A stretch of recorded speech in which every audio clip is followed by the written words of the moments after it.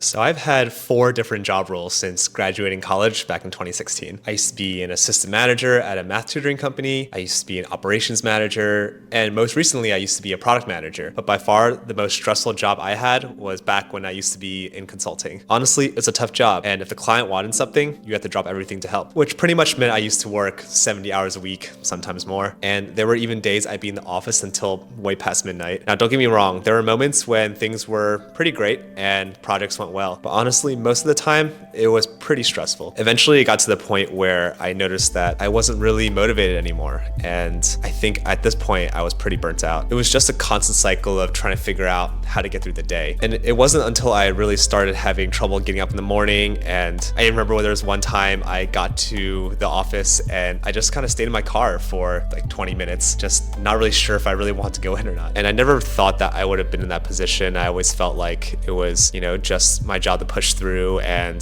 some days were harder than others, but I just get enough energy the next day to go back. And I never really thought of myself as someone who would get caught in this cycle of demotivation and this feeling of helplessness. And I'll bet chances are that if you're watching this, you might also know a bit about how it feels too. So it might be kind of obvious, but I think still the best way to deal with burnout is to prevent it from happening in the first place. But let's be honest, most of us are already there and we barely have enough energy to do anything about it every single day. Now, it wasn't an easy journey, but over time, I was able to overcome my burnout just by making a few simple daily habit changes. And by doing this, I was able to regain my energy just a bit every single day, and eventually got to the point where I felt like I had overcome these feelings of burnout. So today, I hope I can share with you some of these tips and maybe it'll help you out too. By the way, I'm Chris, and earlier this year, I quit my corporate job to try to carve a path outside the 9 to 5. Even though I was working my dream job as a product manager at Microsoft, I realized that having the typical 9 to 5 just wouldn't give me the life that I truly wanted. And my journey of navigating burnout during the early years of my career as a consultant really did help me make this decision as well. But that's a story for another day. For now, I hope that my time learning how to manage my burnout and the lessons I learned back then can be helpful for you, even if it's just as another perspective. So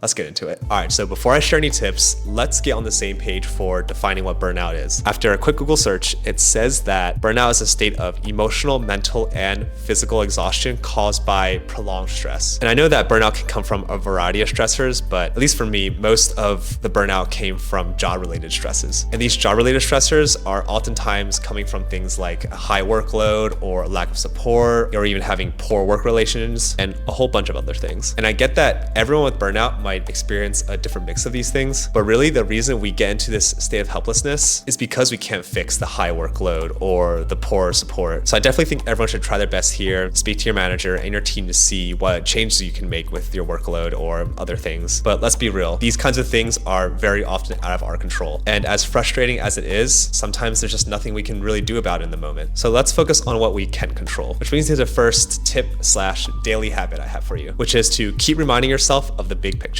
When we're burnt out, many of us start getting tunnel vision. We just focus on getting to the next thing. Our minds are scrambling and we're not really grounded in a deeper sense of meaning or purpose. I found that what really works is to take a moment to just zoom out. And if we do this, hopefully we can remember our why, which is the reasons and decisions for taking on this job or being in this situation in the first place. For me, I was pretty much pre-med the entire time I was in college. And aside this path wasn't for me, pretty much during the last year I was in college. So I chose to pursue consulting as a way to learn a bit more about business and get that first exposure. So even during all these times when I was working late nights, I would try to think about why I was there in the first place. And when I reminded myself of the big picture, I was able to take a different perspective and gain some more gratitude for what I was learning. After all, I was lucky to be able to get into a position where I could learn and grow quickly. And I also realized that even while I was having gratitude for the present, I was actually outgrowing my reason for being there in the first place. So really, it made it easier to know where I was headed. Maybe by doing this thought exercise yourself, you might also realize you're burned out because you've already achieved what you set out to and you're just not sure what's next. Or maybe your original goal has actually changed already and you just haven't realized it yet. Seeing and reminding yourself of the big picture will help you to see how this moment fits into the bigger chapter of your life. And whether you realize that you're still right where you need to be or you're long overdue for a change, understanding this is a huge step in the right direction. All right, the second habit I have is always have something to look forward to. Seeing the big picture helps remind you of your why, but to make progress in regaining meaningful energy, you need to focus on just taking the next meaningful step. And this doesn't mean just continuing the cycle that caused your burnout in the first place. This means doing something completely different to really begin your journey to get out of this cycle. And I found that the easiest way to begin taking this meaningful step is by pairing it with doing something fun. Let me explain what I mean. So every weekend, I would try to plan something to look forward to, something I thought was really fun and relaxing, like getting dinner with friends or going out to see a show. At the same time, I'd also make sure to schedule just a few hours, either after the event or maybe the day after if it's a late night, to actually begin to do the work that I knew would help bring me out of this burnout phase. So in the beginning, it might just be setting aside time to think through some questions like, am I still happy where I am? Should I be looking for a new job? Am I still learning what I came to learn? Or do I just need a change? Maybe picking up a hobby might help. And by asking yourself these questions, you're able to start thinking about the bigger picture and also visualize how to start progressing out of the current state you're in. So maybe you decide that, oh, I do want to change jobs, or even I just want to pick up a new hobby to help me relax. And on future weekends, you can spend that time actually applying for jobs or practicing your new hobby. Either way, by pairing something fun to do with that meaningful next steps, it'll actually make it easier for you to commit to doing those things, even if the burnout house caused you to have a lot less energy than you usually do. Plus, it always feels nice to give yourself a bit of a reward after getting through the week. So the third habit I picked up, and actually my personal favorite one, is meditating. And I think by now, a lot of people have at least heard about meditation as something that can be restful and relaxing, but maybe you tried it before and found it hard to keep up with. Or maybe you're not sure how meditating is actually supposed to help you. So whether it's guided or in silence, meditation at its root is a way to help your mind refocus and relax. Since burnout is essentially exhaustion caused by prolonged stress, and stress is essentially created by your mind, meditating is a great way to help you reduce that stress and just give it a break. I highly recommend doing this for even just 5 minutes a day, especially when you're feeling overwhelmed or even as a way to start your day. I personally added it into my morning routine, and it's made a massive difference in how I react to challenges that come up during the day. I'll leave a link in the description down below on just a quick guide for how to get started doing meditation. Trust me, it's something you can do pretty much anywhere and very conveniently. All right, and this brings me to our fourth tip and habit, which is reminding yourself how you got here. So similar to seeing the big picture, this is another mental exercise that kind of gives you a more reflective approach. When you're exhausted and your mind is just spinning, it's really easy to see the negative in everything. Sometimes it really helps to remember all the things that you've overcome to get to this point in your life. And not just to remind yourself of how you got here, but to remind yourself of how strong you really are. When I was burnt out, I would sometimes imagine myself telling a past version of me what I was doing now and how I was able to land that job that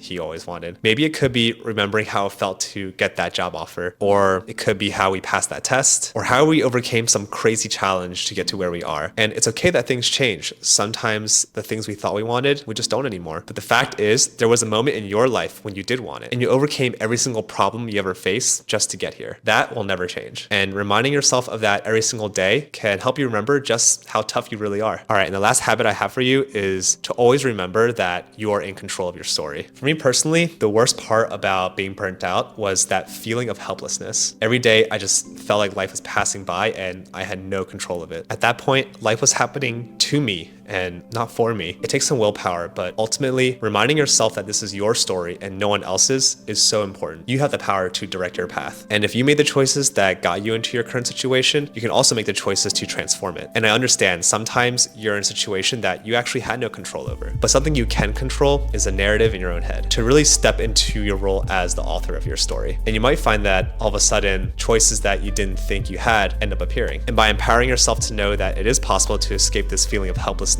and exhaustion, you're able to regain that energy and get out of this cycle of burnout. So yes, burnout isn't something that you can overcome in a single day, but the single most important thing you can do is reclaim your energy day by day. Throughout this whole journey as a consultant, from the beginning to the end, as I was managing my burnout every single day, I was finally able to overcome it by regaining that energy and eventually having enough focus and planning to pretty much figure out a new direction I wanted for my life. And like I said, many years later, this eventually did lead to me leaving corporate life for good. So if you'd like to learn more about how I quit my 9-to-5 with no backup plan, you can check out my other video where I talk about exactly what was going through my head while I was making that big decision in my life. So I hope this at least gave you another perspective on how myself and other people are managing and overcoming their own burnout. So let me know in the comments down below if any of these tips resonated with you. Thanks for watching and see you next time.